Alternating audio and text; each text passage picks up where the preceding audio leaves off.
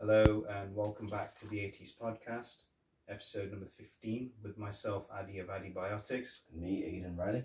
Good afternoon, Adi. Good afternoon, Adi. How are you? I'm well, brother. Yourself? Not bad. You see, I said hello. I said, how are you the first time round. I've never said how are you before. No. You're normally the first one that says it. That is true. Touche. Yes. Touche, Riley. And so today we're concluding with the trilogy talk. We are concluding with Back to the Future 3. Which was made in 1990. Again, starring Michael J. Fox, Christopher Lloyd returning back as Marty McFly and Doc Brown. And also returning back is Thomas F. Wilson as Biff Tannen. Well, good thing is this time around they've had, it's the same thing, isn't it? Playing multiple characters. Again. Yes. Playing multiple characters. Yeah. And it just shows you how vast and how versatile the actors are. I mean, especially Michael J. Fox. You know, he's just he's amazing. Isn't he? He was like every 80s kids, teenagers. He was kind of like a hero to every kid back in there. He was, yeah. Skateboarding, the guitars. If you wanted to go to high school back in the 80s, you wanted to be like Marty McFly. Of course, man. Of course. Everyone loved him. He was a free spirit, wasn't he? Yeah. And then having your best friend on the planet, who's a crazy but great scientist. I think especially when it's a crazy scientist that can go back and forward in time. Yeah, exactly. And he says, don't it, that he spent his entire family fortune on creating that one machine. Lucky fool, isn't he? Yeah, definitely. But I mean, if I had that much money, I think if you knew that developing a time machine was possible, I think you'd do it, wouldn't you? Of course. Yeah, I think you would. But you need a Marty. You need a Marty McFly. You're trying to find one. It's hard to find one these days. Yeah, it is. Especially, yeah. Go back to the 80s, you'll find one. Yeah, but actually you would. Especially with the puffer jackets, you need a guy with a puffer jacket. Yeah, the life preserver. The life, as Biff calls it. Whoa, there he goes. What's with that run? What's with that run? Yeah. So the story of Back to the Future Part 3, it picks up exactly 1 second after Back to the Future Part 2 ends. So what happens is, it basically, Marty from 1985, one has gone back to 1985 and there's another one stranded in 1955. And when he meets him, Doc, he goes, I just sent you back to the future. I know, but I'm back from the future. And then he's like, oh, great Scott. And he passes out and he's taking him home and everything. So Marty's stranded in 1955 and he's got so if you remember at the end of Back to the Future 2, Doc accidentally got transferred back into 1885, the Wild West. Yes, he did, yeah. And he sent him a letter to be in the nick of time. With that mysterious guy. Yeah, Western Union. And he goes, okay, I'm stuck in 1885, this is what happened, don't bother coming to get me, I'm okay. So what happens is that Marty gets a letter saying that, oh, I'm here, I'm fine, don't worry about it. Then he goes to meet Doc in 1955 to say, look, this has happened, and I need to get back to my time. And the DeLorean's parked here for over 70 years in an abandoned mine shaft, as you can remember. Mm-hmm. And that was a great scene, that was. Yeah. That was a really good scene. And then another bit I liked was when the dog, if it hadn't been for the dog, Marty wouldn't have completed this mission. No. And he goes, oh, you're dead. They find a gravestone that says Emmett Brown, here lies Emmett Brown. And he goes, so how come you've been killed? He goes, well, there's no history of the Browns back in 1885. There's talk of the McFlys and there's talk of Tannens, but there's no Browns. He goes, well, you're going to be dead on this date. So he goes, what do we do? All right, then you send me back in time, fix the DeLorean, send me back in time, and I'll bring you home. I'll take you back to my 1985. It's a very complex storyline, isn't it? It is. I was trying to follow you, what you said. Trying to follow every word you were saying. Oh, thanks. At least I got a reaction. Yeah, you did. for coming to think of it, you know, when you dive deep into the storyline and dive deep into the script writing, everything is just so intricate and complex. It is because to come up with such a trilogy, and because if you look at it this way, it's kind of like telling the same story but set in a different time, isn't it? Yeah. Because if you look, that'll be the formula that they use. It's a good formula, and it's made them millions over and over and over again. It has. This one made over 250 million in the box office worldwide. What is your favourite part out of all three of them? Mine's definitely got to be the original. Of course, mine's the original too. Yeah, part one. Yeah, couldn't go wrong. That didn't last long, did it? there's no thinking behind that. No, there isn't. The reason why, I mean, I always like the originals in films if they ever become a trilogy or a quadrilogy, because it's fresh.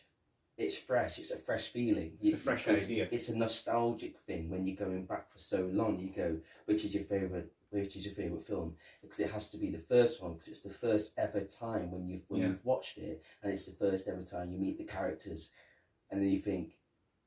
But when they bring out each film, I think the excitement gets diluted a bit. Depending on you get used to the characters. You get used to the because when you start off as kids, right?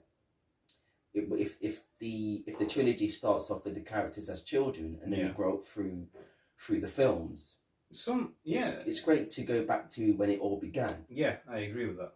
So it's got to be. It's like, for example, when we spoke about the Karate Kid trilogy.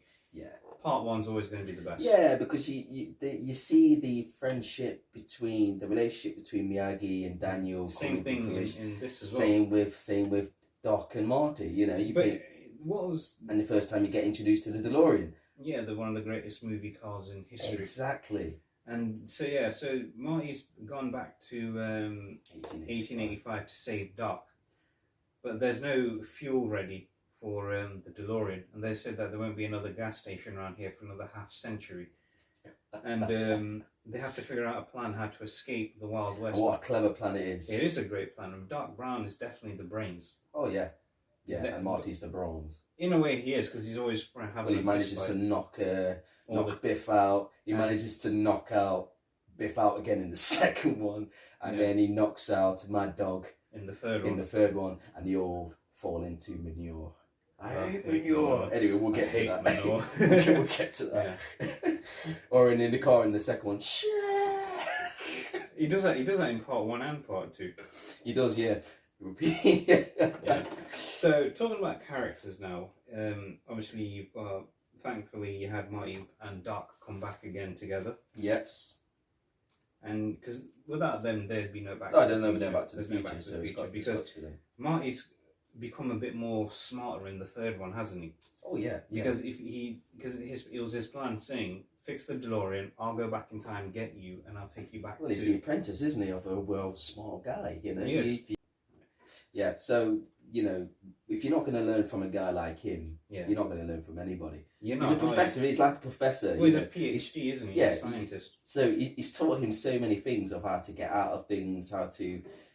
And come on, man! If you're hanging around with a guy like that, there'll be so many ideas going off in your head. Even for a guy like Marty, who was just a 17-year-old kid. Yeah, and he was quite. What would have been interesting in part one was, and too bad they didn't elaborate this. They didn't show how Marty met Doc, which was. Well, I'm glad they didn't. Glad they didn't, because we didn't need to know.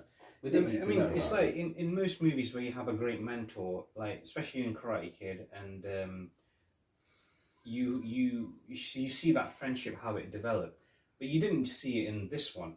I think it would have been really interesting to see how they met. Yeah.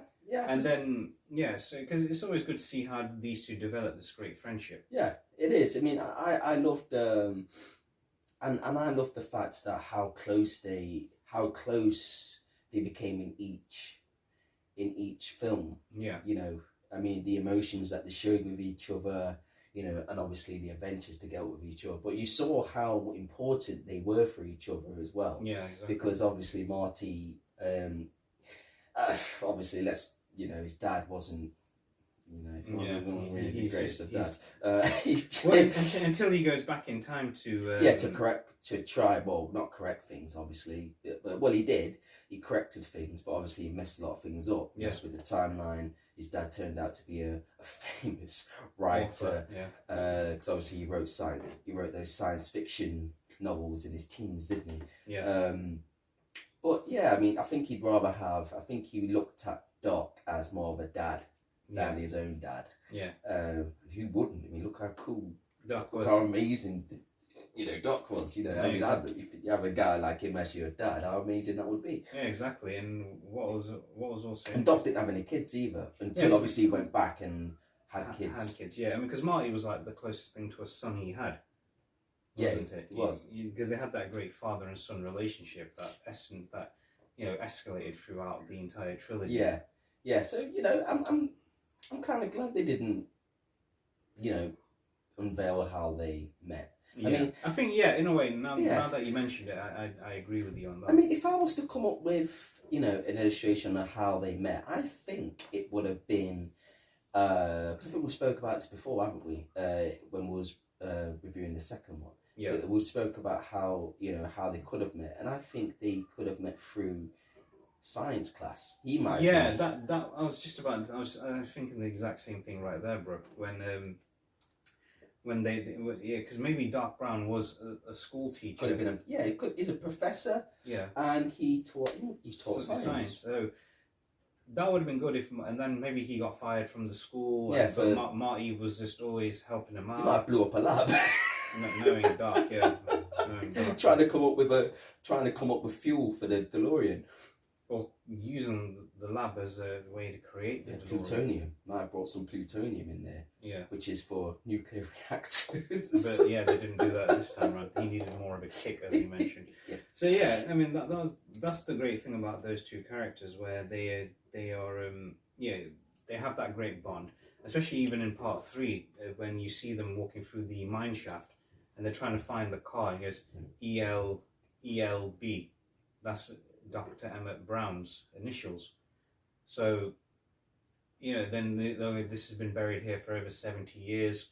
Let's get it fixed. And he goes, Doc's like, oh, what do we do now? You can't go back in time to save, because Doc's written it in the letter, hasn't he? Don't come down here to get me. You stay where you are. I'll be here, okay? Yeah. Until he receives that news. He goes, no, we've got to go back and get Doc. You can't leave him there. You can't, because Doc! One of the great things about Doc is, that scene where Marty looks like he's about to get hanged, and he pulls out, he kind of creates the world's first sniper rifle. Yeah, he shoots him off. He shoots him off and goes, oh, it can shoot the fleas off a dog's back at 500 yards, Tannen, and it's aiming right at your head.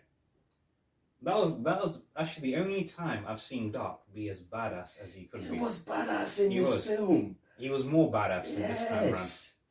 He was because in the first one, I mean, he showed a few cool sides to him in the first and second one, didn't he? But in this one, this guy was cool as hell in this one. He definitely was. And I love the overcoat that he wore and the cowboy. He looked like a proper outlaw. Yeah, he this did. time round. Doc Brown, the outlaw / scientist / blacksmith, as he is in this movie. / he was just everything. One. He was. All the skills. He was probably a plumber as well. Plumber, joiner, call me and I'll do anything for you. Yeah, exactly.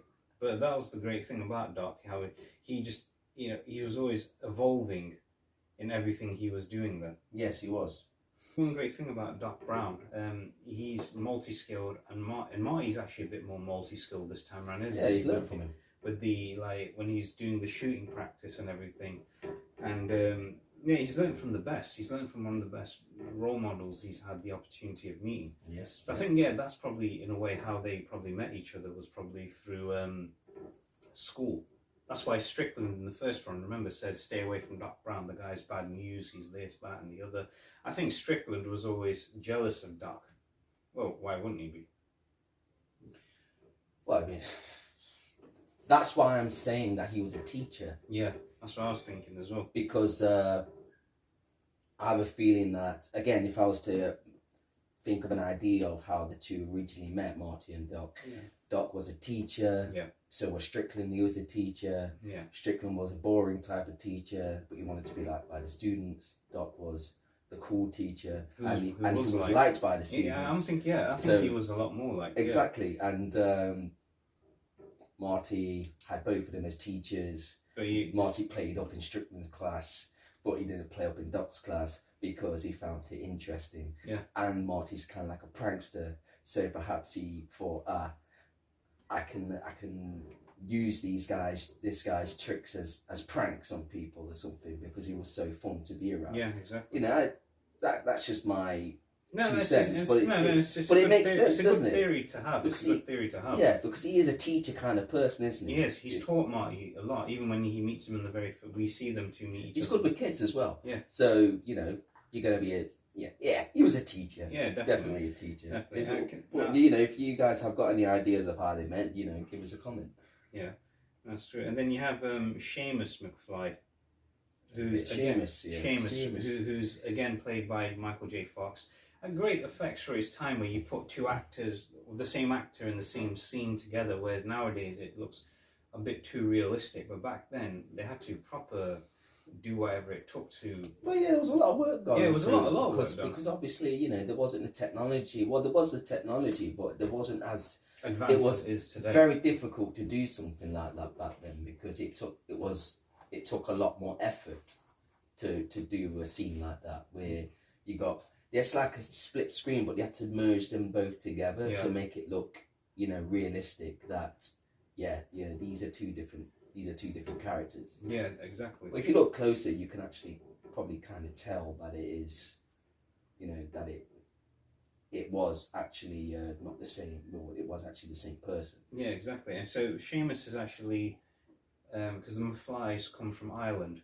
And that was the first, and then he meets his grandfather, his great-great-grandfather William there. Yeah. And Seamus goes, I had a good feeling about this guy, I feel like he's connected with us.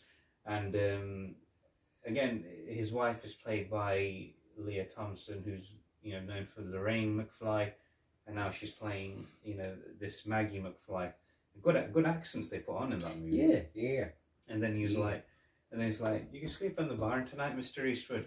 And it was a good accent that he put on. Mr. Eastwood, of course you can come here. And then she the funny thing is, when she says to him, why are you letting the stranger stay with us? Because I feel like he's connected. Because look at William, he doesn't go to strangers very well, but he goes to this one.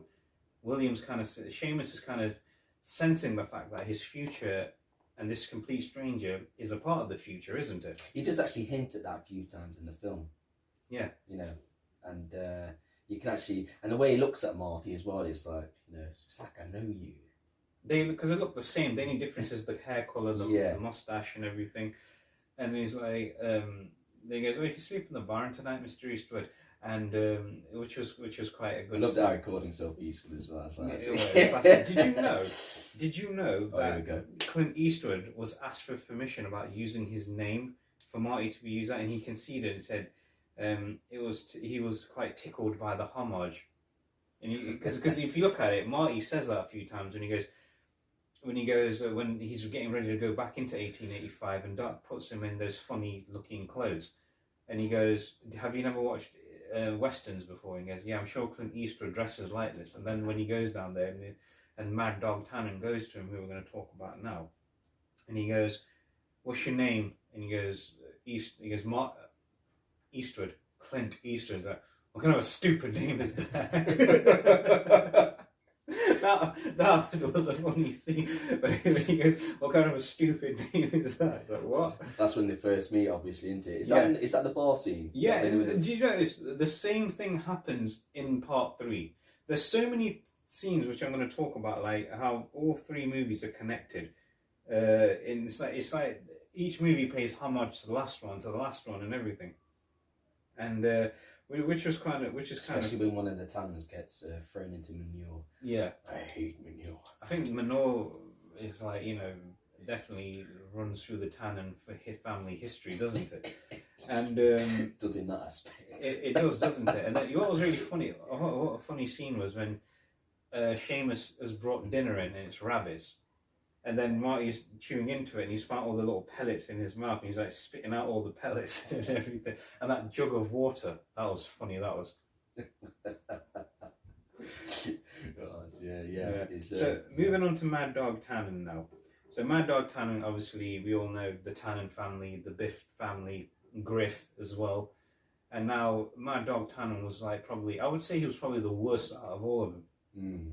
Yeah, definitely the worst out of the Tannen, because is. they said he was the fastest gunslinger in the West. And it's the same thing again, isn't it, as it is in part 1 and 2. There's Biff and 3 other people. Yeah, there is. Yeah, there's always 3 other people. He's always got a gang with him. He's always got a small gang, and he's got these. I think these ones are just. I think they're probably the worst out of all of them. They're all just as stupid as each other, and they're always like, oh, and then he's like, don't ever call me Mad Dog, and he's like, that scene goes, I hate that name, I hate it, and he's like shooting him, goes like, dance, let's see what you can do. and this is one of my favourite scenes. Go. The moonwalk. Yeah. Where he starts moonwalking, and then Mad Dog's like, what the hell is he doing? They're all like that in there. And then he spins around, jumps on that that broken plank, and then he shoots the socket spit at him. I love that part. That was a good scene. And then that was proper Marty. I've watched too many westerns. I'm going to swing out on the chandeliers. I'm going to do this. I'm going to run for it. And did you know, in that scene where he obviously, because did you know he did all, Thomas F. Wilson performed all his own horseback riding stunts himself, and he did that trick where he lassos Marty before Marty meets Doc in 1885. He did that. He actually did that all himself. Well done to the man. Well done to the man. Yeah. They said. And did you know also the part of Seamus McFly was originally written for Crispin Glover, who played George McFly in part 1. But they thought, I think in a way, it would have been good, because you could have seen the father and the great-grandfather with the great-grandmother together in one scene. And again, we were played by Leah Thomas, who played Lorraine McFly, and then she's playing Maggie McFly, and then you have Crispin. I think it would have been a bit better. That would have been better, because that would have been better, because obviously, it would have made more sense. Yeah. Because obviously Crispin Glover is his dad in the film. So yeah, why didn't they put him in there? Yeah, exactly. Why? I mean, do you know? No?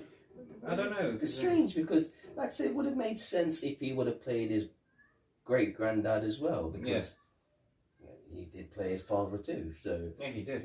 But check that out. Yeah, that was actually quite good. And they said that okay, and then move back to Mad Dog.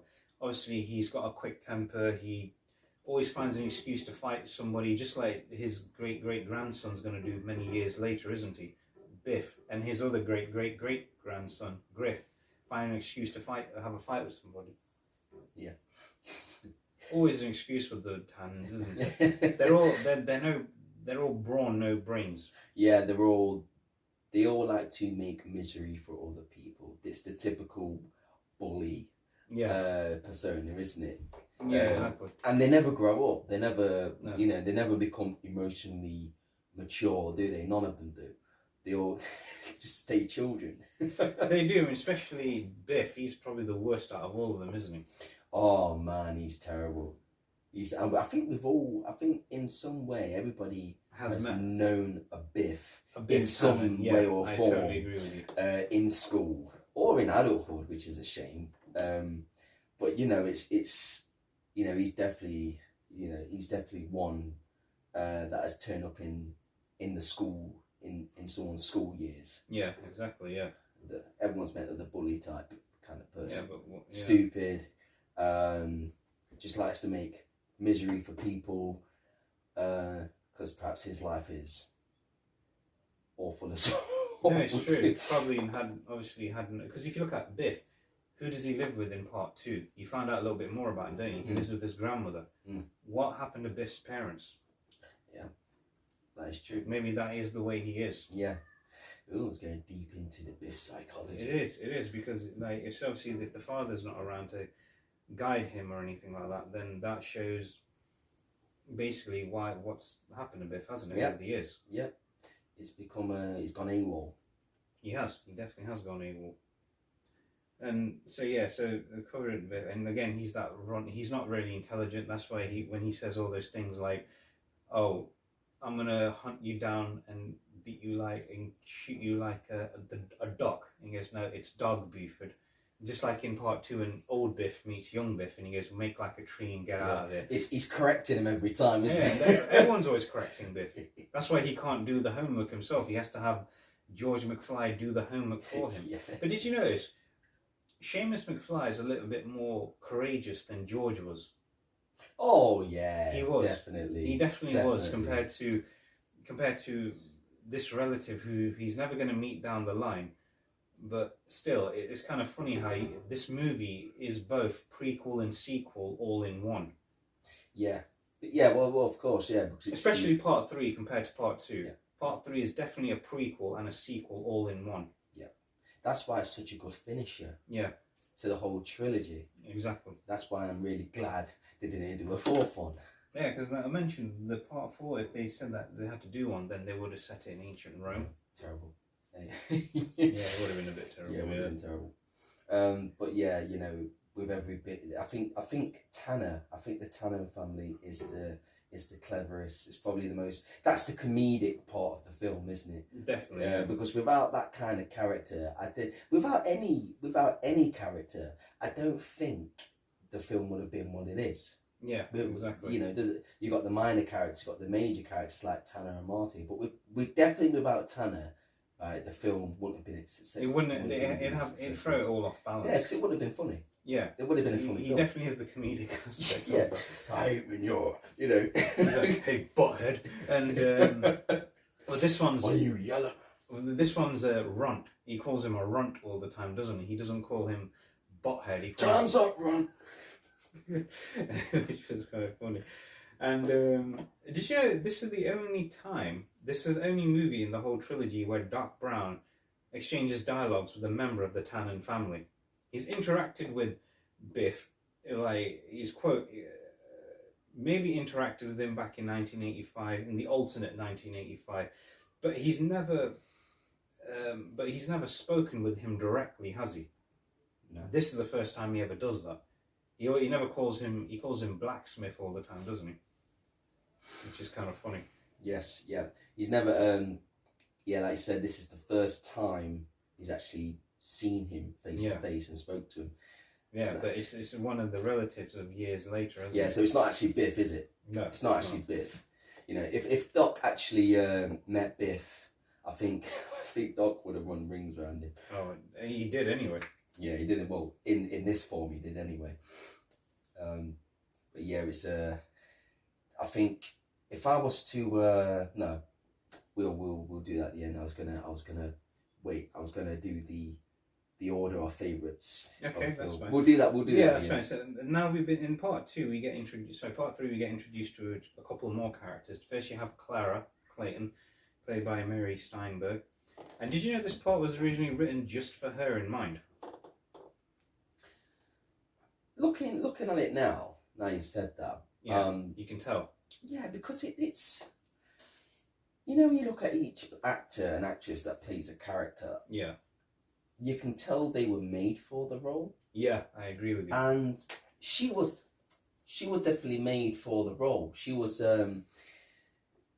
she suited the accent. She suited the clothes that she wore. She suited the persona. She did, definitely. I agree with that. So, you know, when a writer writes something for a certain somebody, they put everything into place for them to play. Yeah, exactly. So she was definitely made for that role. She was definitely meant for it. Well, I mean, obviously it helps that they did it for her anyway. But even if they didn't do it for her, I think they would have probably chosen her anyway. Because she just suited it.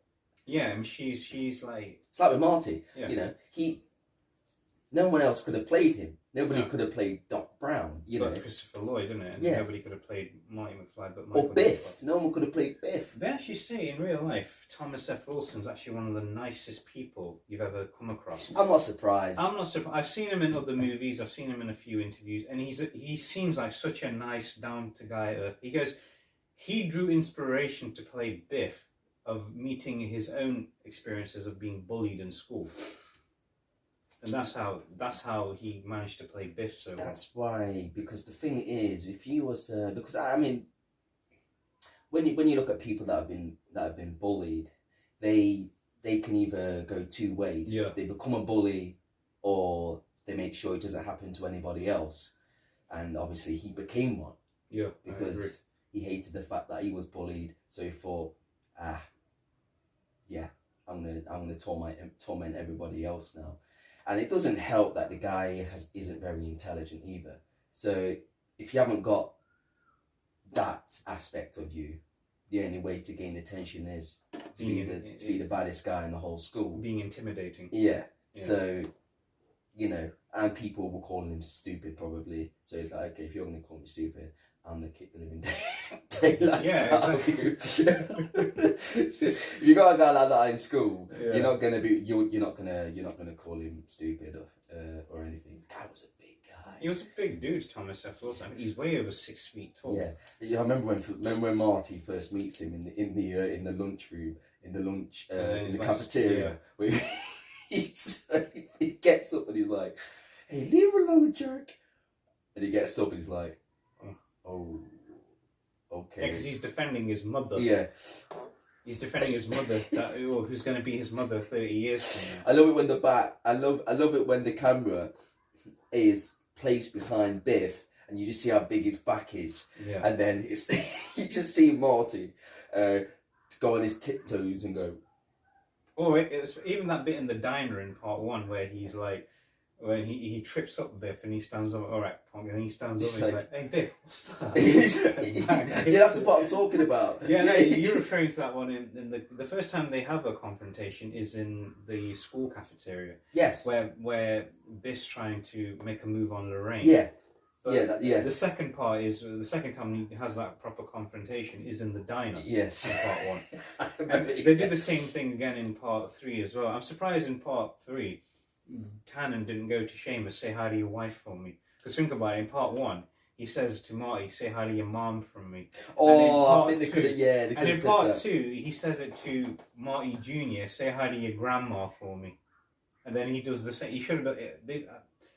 That's one thing they were missing in part 3. I think the mistakes. I mean, well, not mistake. I think what they were missing in this film is, one, they should have got Crispin to play. Yeah. The grand Crispin Glover. Crispin Glover to play the Seamus, and obviously to repeat that cycle of quotes. Yeah. Again, we go, "Say hi to your mum, say hi to your grandma, say hi to somebody." Yeah. One of his relatives, his mum, for me, or your wife for me. Yeah, that I think that would have carried on the tradition, wouldn't it, if they would have actually done that? And it would have made it quite funny because he is that kind of guy, isn't he? To actually, he just tries to take whatever's not his. Yeah, he's just. But all he's destined for. He's destined for losing something, isn't he?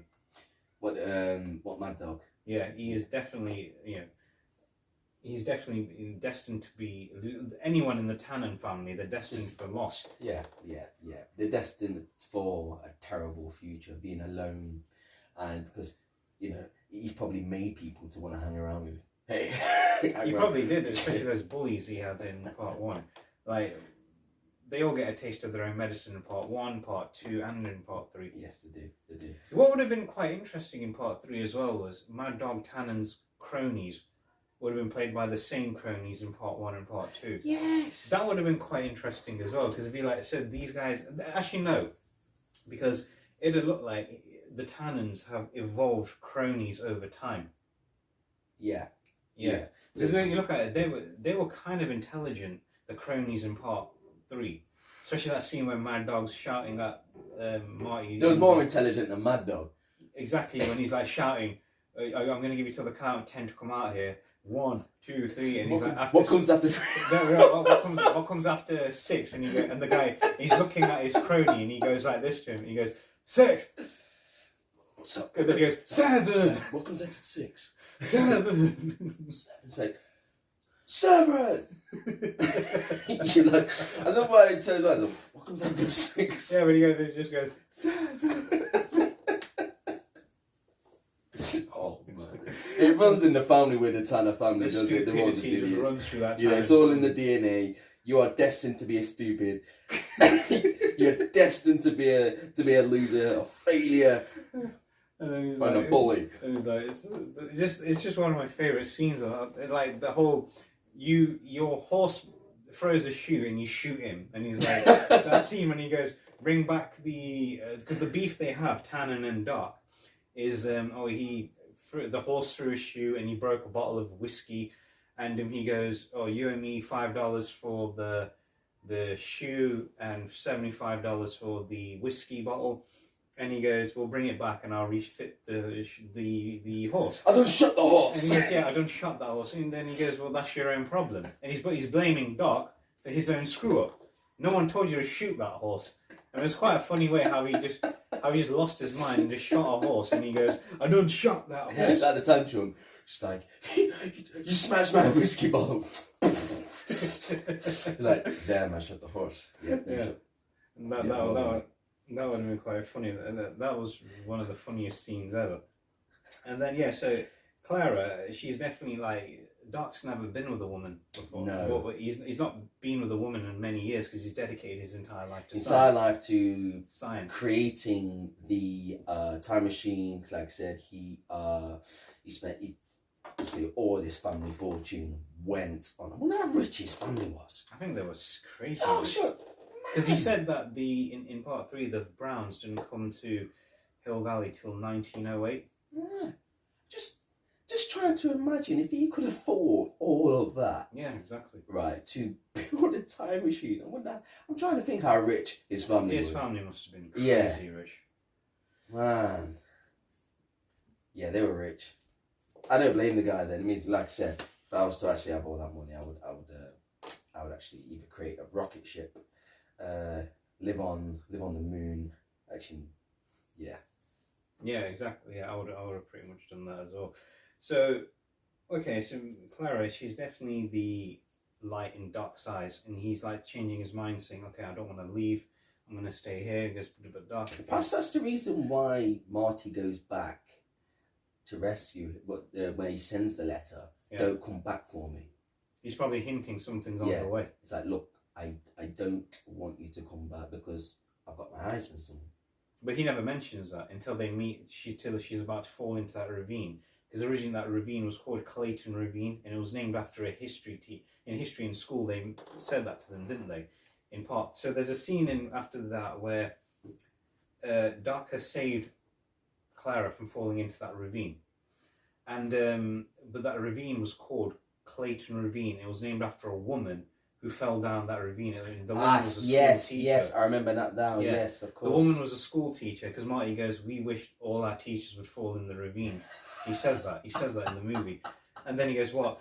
That we just changed history right there and then. We just saved the woman. And he hates it, doesn't he? And he hates it, because now you know why I didn't want to create. And that's why he tries his best to fall out of love with her. He doesn't want to see her. He doesn't want to speak to her. He doesn't want to be anywhere near her, because he's always said each and every film, because Marty's the one who reminds him in this one, doesn't he? Yeah. He goes, look, you can't see her because you've told me not to change time. And you're doing the same thing. It yourself, Doc. So you're not right taking the prescription that you've written for basically, he's being a hypocrite, and Marty's like, hold on a sec.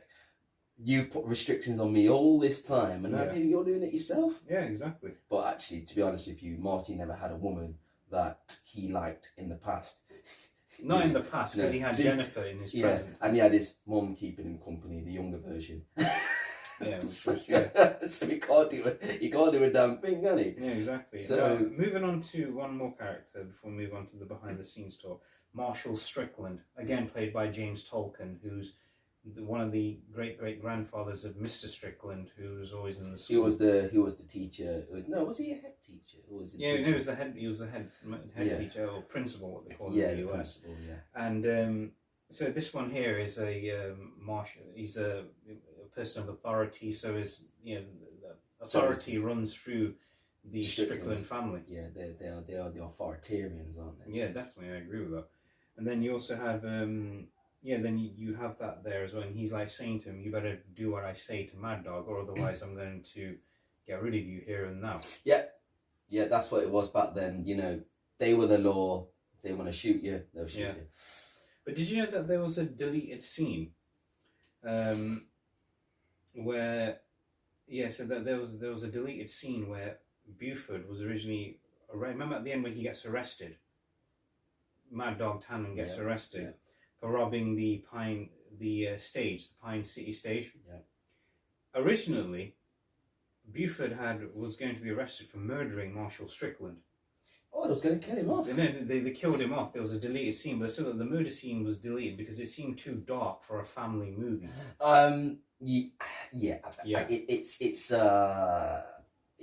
can see why, because I think they would have tainted the reputation of Back to the Future if they would have, because it's always looked at. I mean, I think the darkest film out of all is the second one. Yeah. But you know, you never witness anything tragic like that. So no, you don't. Yeah. So I'm not surprised that. Because you're right, because they didn't show George McFly getting killed on camera. They did it off camera and just said, George McFly's been murdered for so many years. Yeah. So I'm glad they did that. But it would have been interesting to see how George McFly did pass away, and it would have been interesting to see how he got rid of Strickland as well. But director's cut. Yeah, they can't do a director's cut for but there won't be that many cut scenes from it, will there? Really? No, there is a few, but not too many, as you mentioned. Now, moving on to behind the scenes talk now. Okay. As we mentioned, I like this part. Yeah, because we're going to get the reactions out of this guy. And did you know in the course of the year it took to film, because they filmed Back to the Future 2 and 3 back to back, didn't they? And over that course of that movie, Michael J. Fox lost his father and gained a son. Yeah, he did that. That's what happened to him. What? Oh, wow. In real life, yeah. Oh, in real life. wow. And he that goes... is, wow. And also he says, compared to... because he says he compared filming all 3 movies as like being back in school, because it seemed like someone was teaching him something for each and every film. During the course of filming the trilogy, he was taught how to play a guitar, how to ride a horse, and how to shoot a gun. It's not a bad way to be taught, is it? Not a bad More fun than school. Yeah, exactly. And in the first scene, have you noticed when Marty goes back to the future in the time machine? It's the same scene happening in every movie. It's that exact same scene in every single movie where Marty is being transferred back to that future, and where they're shooting the lightning through into the clock tower and it's going into the flux capacitor. Yep. It's the same scene in every single movie. Wow. So they haven't edited it at all. No, what was the point? It's not broken, is it? So and might as well reuse it. It saves money. Oh yeah, of course it does. And did you know it said it was believed that Doc's kiss with Clara marks Christopher Lloyd's first kissing scene in his movie career, but he actually did have an on-scene kissing scene with another woman in another movie. He did previously to this one, like 5 years before this one. And also, behind the scenes, the actor and former president, Ronald Reagan, was originally approached to play the part of the mayor in the movie, Mayor Hubert, who's friends with Doc. And he goes, because he was fond of the first movie in the trilogy, but he turned it down and went to this other actor. But had he appeared in the movie, it would have marked his first movie appearance in 30 years. Wow. Yeah. Yeah. Do you think he would have been? Do you think he would have been alright? Yeah, I think he would have done a pretty good job in there. Because remember in part 1, when Marty's back in 1955, he asks him, doesn't he? He goes, "Who's your president in 1985?" And he goes, "Ronald Reagan." He goes, "The actor," and he starts laughing.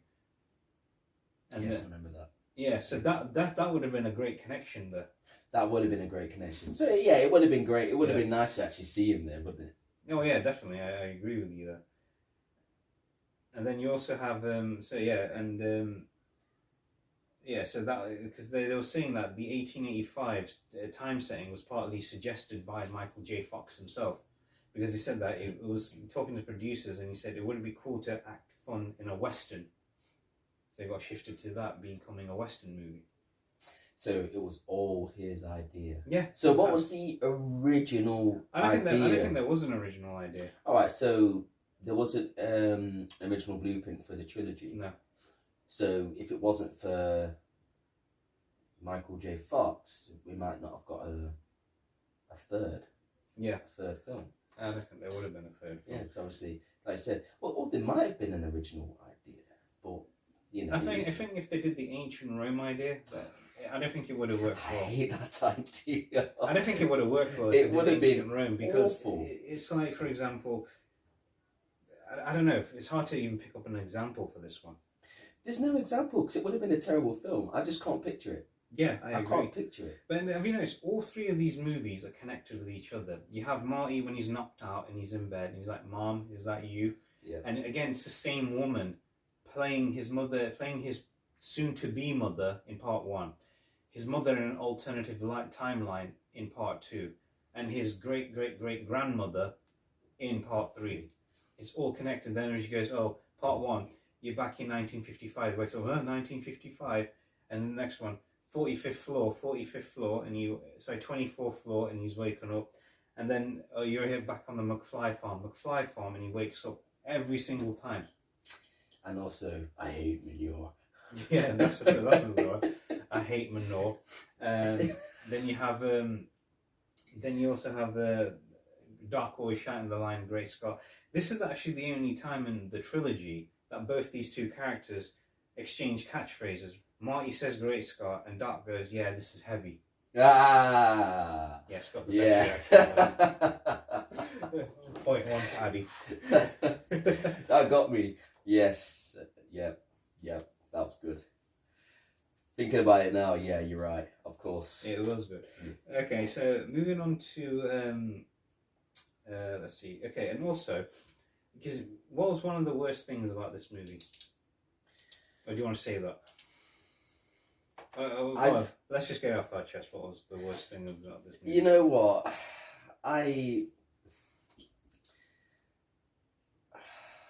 It's got to be the DeLorean, isn't it? Yeah, it's got to be the DeLorean. Yeah, I mean, but I can see, I can see why they did it because they were saying goodbye. Yeah, that was the end. We're not doing it anymore. Bye. Yeah, see you soon. Yeah. Sayonara. That's it. It's enough. They've done it. Trilogy over, finished, done and dusted. There's no reason to make a fourth one. There's no reason to do anything else with the franchise. So it's a metaphor for it's over. Yeah. But it's still. Well, I remember I now looking at it, right, when I watched it a few years back. It was a painful watch because not because the film was bad, but because it was nostalgic, and also to see the DeLorean get destroyed again and to see Marty's face looking at it as if to say, "Oh man." Because Doc says it, doesn't he? Yeah. Doc goes, "Destroy the time machine because it's causing too much harm." Yeah, and he does, and but he wasn't going to do it. He wasn't going to do it. But obviously he had to get off the train because the train was going. He's like, "Oh man." But when you see it, you're like, "Oh, no way." That was one of my saddest bits. When I watched that movie for the very first time, that was actually one of my saddest bits in the entire movie. Yeah. Yeah.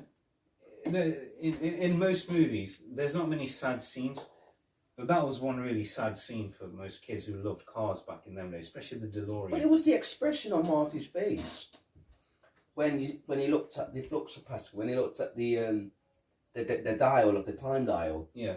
And he's like, "Well, there you go, Doc. It's what you wanted." It's what you wanted. And then he walks off, and obviously what happens next is awesome. Yeah. What happens after that is just great. When he gets back to his house. No, when the train comes up. Oh yeah. It's the train.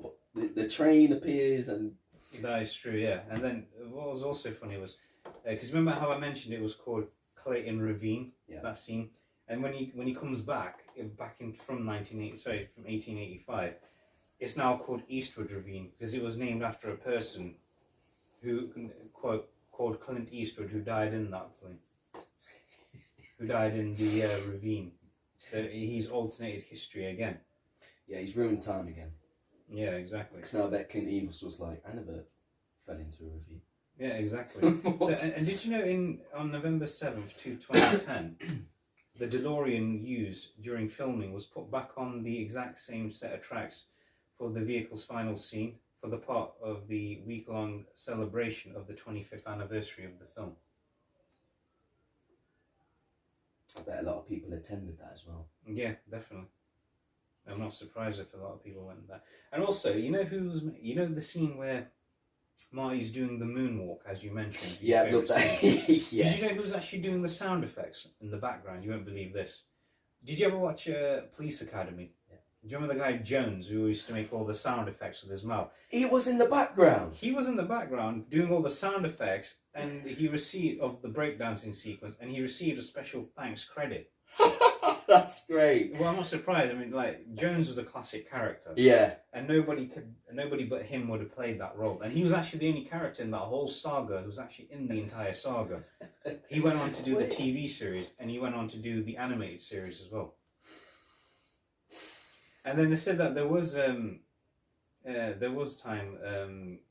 that there could have been a scene where there was definitely going to be a part 4, but this time Michael J. Fox would have only done a cameo role. But he said that he would have talked about him becoming the mentor to a different family. Yeah, no. Terrible idea. Leave be. It alone. Just yeah. And also, as we mentioned, the scene where how in every single movie, there's a scene where Marty's knocked unconscious and he's woken up by someone resembling his mother, and he thinks his past experiences have been a dream. There's a scene where Marty's entering a public drinking place where Biff, or one of his relatives, shouts out the word, "Hey McFly." It happens every time, doesn't it? There's always a scene with Marty being chased by someone resembling Biff, or Biff himself, and his gang. In part 1, he's on a skateboard. Part 2, he's on a hoverboard. And in part 3, he's running outside in the away from someone. They're chasing him. That's when he wraps the rope around him. Yeah. And he gets dragged on the floor whilst obviously Mad Dog is riding the horse. Yeah, exactly. And then there's a scene where the time machine becomes unusable at some point. Think about it. In part 1, there's no plutonium around to fire it up. Yep. So. And in part 2, there's what was the scene in part 2? Oh, yeah, there was a scene where they couldn't take it out in the daylight, could they? No. In part 2, and in part 3, there's no fuel around to fire it up, to get it up to 88 miles per hour. Yeah. So obviously they had to make that amazing plan. Yeah. With the train, which was another favourite scene of mine. Yeah, exactly. And then characters related to Biff, or Biff himself, ended up in Manor, and he's always been beaten up by Marty, which is still quite funny. Flair. Oh, I love it. Yeah, so I love it how, like I said, all those scenes are connected. Now, moving on to favourite scenes, you go first. What's your favourite scene? I've written down here. Yeah, yes. Right, okay, so I love the dance festival scene, the festival, the Hill Valley scene. Yeah. Because you see the clock tower being put there, yeah. Being put up. You get the photograph taken. Yeah. And obviously you see the how good Marty is with the gun. Yeah. And I just love the chemistry when I just love when Doc and Emmett and Clara, when they start dancing, you're like, I really, really hope Doc gets with this woman. I really do. Yeah, and then Marty's like, Doc can dance? Yeah, that's Doc it. can dance? Because he looks over, doesn't he? He's like, I didn't know Doc could dance. Yeah. He's just looking at him as if to say, no, this guy cannot be this cool dude, surely. Yeah, exactly. But this is when you see Doc become this, that cool kind of guy that he's mellow. Yeah. He's a bit too serious in part 1, but he's like a little bit over the top. But he's definitely one of the greatest characters ever created in all film history. Oh yeah, definitely. All right, what about yours? What about one of yours? I like the scene, definitely the fight scene at the end. Mad Dog when he's like, he doesn't know how to use his fist. Marty, on the other hand, knows how to use his fist. And Seamus, I like that scene where Seamus comes in there, Seamus McFly, and he goes, they ask him, because they barely see him at the bar, and he's like, I just came here in the morning. I felt like my future's connected to all this. And then he doesn't, without him realizing that is his future. Him, Clint Eastwood, Marty McFly is his future great. Yeah, it's his future great grandson down the line, so many years from now. And then what was also funny was the fact that it's about 100 years from now. If you look at it, yeah. 1885, 1985, yeah, 100 years. So it's his great grandson, probably. Yeah. Yeah. Great grandson who's there, and he just says to him, okay, then, and then he sees him throwing all those punches and everything, and then he's always standing like that with his arms crossed, and then afterwards he's like this. He's like, yeah, you're a pretty good fighter. Maybe this is something I should take up. And then maybe he might change the McFly genealogy down the line as well. Yeah, because he's obviously witnessing somebody like Mr. Eastwood. He's he probably thinks, I want to learn how to do that. I want to learn how to fight like him. I want to learn how to. I might do a bit of boxing. But boxing didn't really. No, it didn't really exist back then. I don't think it did. But what was also funny was what was I going to say? I was going to say, okay. You got brain malfunction. What's the matter, Ron? Anybody home? Hello, McFly. Anybody home? All right. Another good funny scene is when Marty comes. Okay, what's your second favourite scene? My second favourite scene. It's got to be. We're on the train. Yeah. This is near the end, isn't it? Yeah. So. This part is awesome because what I love about this part is it's the special effects. Yeah.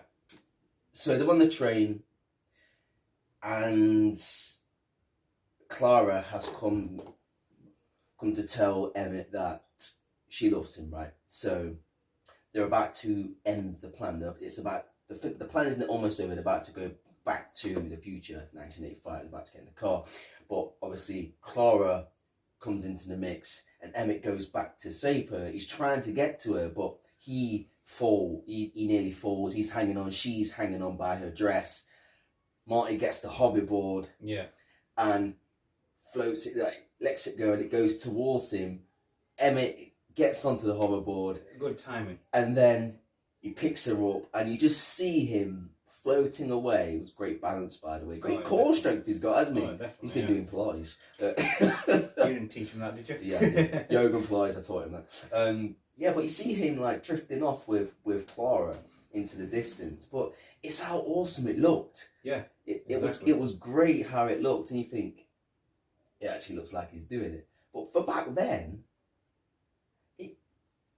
for a lot of things in that film, it must have cost a fortune because obviously it didn't have the technology now. Yeah, exactly. But it just looked great. I just loved how they did it. And you got the hoverboard. It's the last time you're going to see the hoverboard, so you got the hoverboard. Last time you're going to see the DeLorean, the hoverboard. Quite a few things you don't see in that one. And then, another good favourite scene is, when Marty comes back into 1985, and then he knows that there's going to be something bad going to happen to him. Yep. And then it's that guy, what's his name, Needles, played by Flea from Red Hot Chili Peppers. Oh God, reaction there. And you obviously know the band. Yeah, the band. Right? Flea is actually the guy playing Needles, who's actually in part 2 as well. And again, prequel, sequel. Part 2 was kind of like the prequel. Yeah. But it's set in it's a sequel, prequel set in a future. Yep. And then you have it coming back here. Goes, if you race this guy, you're going to end up in a car accident. Yep. Exactly, yeah. And then, because remember, Jennifer brings back that piece of paper and it vanishes. And then, the other scene where obviously Mad Dog's thinking he's won that fight. Oh, I was going to mention that. Okay, you mentioned that one. Right, okay. So... But like I say, finish off when he goes, when she goes, oh, she thinks it was all a dream, but it wasn't a dream because that piece of paper. Because she's on that kind of like bench, isn't she? She's on the porch, and she's laying on the bench. Yeah. And she wakes up, don't she? And he's like, what did you do? Does he actually tell her though that it was a dream? He does in a way, I think. Yeah, he does in a way. It's not she know it was all real. What? What? Really? This is actually a time machine? Yeah. So your next favourite scene? Like, it's got to be Mad Dog versus Marty. The standoff scene. Yeah. Where he goes, you see him drop the. He comes up, doesn't he? He's like, I'm right here, Tanner. And he's like, and he looks around, he looks at him, and he curves up on each other's eyes, but then all of a sudden he drops his gun, don't he? Yeah. And obviously he goes, run, move, run. Shoots him. He goes flying, hits the floor, he's laying there on his back. Marty and Doc thinks he's dead. Yeah. Seamus looks like Seamus turns and walks away. Because he thinks, he goes, like he said, he feels like his future's just been taken from him. So obviously now he's thinking, oh man, this is bad. Yeah. Doc's like this, oh no, he's dead. Tanner's like, yeah, got him. And walks he's like showing off. That scene where he's showing off. He's just strutting, he's like, yeah, walking up to him, thinking, yeah, man, I got him. And then all of a sudden his eyes open, kicks the gun out of his hand. Yeah. He stands up, he's like, goes to hit him. Yeah, take your best shot. It's just it. What happens next? And then he feels like, and he shows him, oh, I'm wearing the bulletproof vest, because Marty watched Biff in the alternate 1985 watching a Clint Eastwood movie. Yeah. And same thing, Eastwood does the same thing in that movie. I think it's The Good, Bad and the Ugly, or A Few Dollars More. One of those movies. It would have probably been The Good, Bad, the Ugly, because that's one of the Clint Eastwood's best ever films. Oh yeah, definitely is. And then he takes off that steel vest and he hits him with it. And then I love that part. And then he falls. And then what was even funny, the music was perfectly timed with the punches. It was great timing. But have you noticed it takes just the same amount of punches to knock him out like he did in the other films? Yeah, no, in the other films he threw a punch once at him, and then George throws a punch at him at the second time. He's punched so many times, isn't it, these Tanners? I don't think does he get punched in the second one? No, he gets hit in the face with the door. He nearly gets punched in the face again. But it was so funny seeing it. But then he lands in the manure. I hate manure. And he goes, I hate manure. Yeah. Spits it out, doesn't he? He's like, I hate manure. I hate manure. Then he gets arrested and took away. Yeah, that was just so funny. That was. So alright, another squad. Okay. Another good scene was where he comes back, and one last good scene. That surprise at the end, where he has a time machine but made into a train. The train, yep. The train. I think in a way that could have, I don't know, maybe that would have translated. What would have been cool if Doc had collected all that stuff, the wreckage from the DeLorean, and gave it to Marty. And then Marty could have, again, it could have helped somebody else, you never know. Yeah, alright. Perhaps it could have done, but still don't make a fourth one. No, yeah. It would have been an open ending. Yeah. Like, you can create your own idea. Yeah. We're not going to make a fourth one, but you can create your own idea of what he would have got up to. Yeah. In that DeLorean. You can fix it up yourself, but how's he going to do that? Because you don't know how to pick. He doesn't know how to do it. So, but perhaps, I don't know. Unless Doc would have left the plans in there for him to do it. Still has he? He's not Doc Brown, is he? So he's yeah, not. exactly. That's the one thing Doc didn't teach him is to build a time machine. Probably a good reason why as well. Yeah, exactly. Because imagine what he would have got up to without a Doc assisting him. Yeah, he would have ruined everything probably. No, you're absolutely right. Yeah, and so did you know there was actually 2 DeLoreans on set this time? The first one was in 1885, and the one that's hidden in the mine shaft waiting to be fixed in 1955. But the one, the one that Marty and Doc are using to try to get home. So basically, there was 2 sets on there. There were 2 DeLoreans on set at the same time. The one that's hidden in 1885, and the one that's been that they don't find until 1955. Remember, and it's so complicated, that movie. You see, that's why I love it so much, because yeah, okay, it's a comedy, yeah, it's science fiction, it's adventure, it's drama, yeah, it's romance, but it's as if Albert Einstein wrote this himself. No, you're right. I absolutely agree with you on that. You know, or Nikola Tesla or something. Somebody like in that mindset would have, you know, if there was a trivia, yeah, right, and we read it and go, Albert Einstein decided to write a script, and yeah. somebody found it when he died, and they thought, this would be a good film, let's make it. I wouldn't be surprised if that was the case. Yeah, we actually found Albert Einstein's script. Yeah.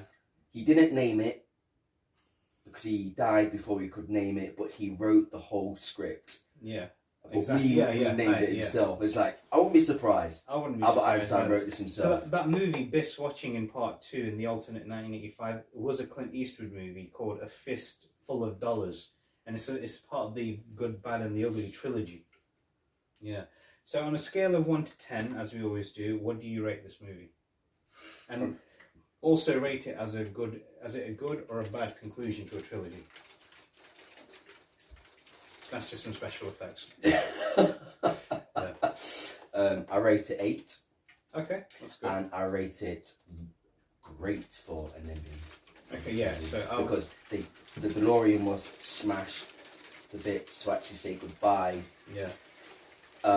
Doc got what he wanted. He's not alone anymore. Love of his life, children. Einstein. Yep, Einstein. Marty got a great send off. He didn't die. He didn't have that accident. Yeah. He's with Jennifer. His love, his school crush. That's great to me. They all got a great send off. They did definitely get a good send off in that movie. I would rate it a good 7 out of 10. And again, as you mentioned, it was a great ending to the trilogy. And in a way, yeah, I think a part 4 would have been great. But now that you ended it, nah. No. It's done and dusted. Leave it alone. Leave it alone. Leave it alone. Just, if there was to do a part 4, it can't be, because when a character ages, yeah, the mood shifts. Marty will be a lot older, and he'll be a lot more weathered. Yeah.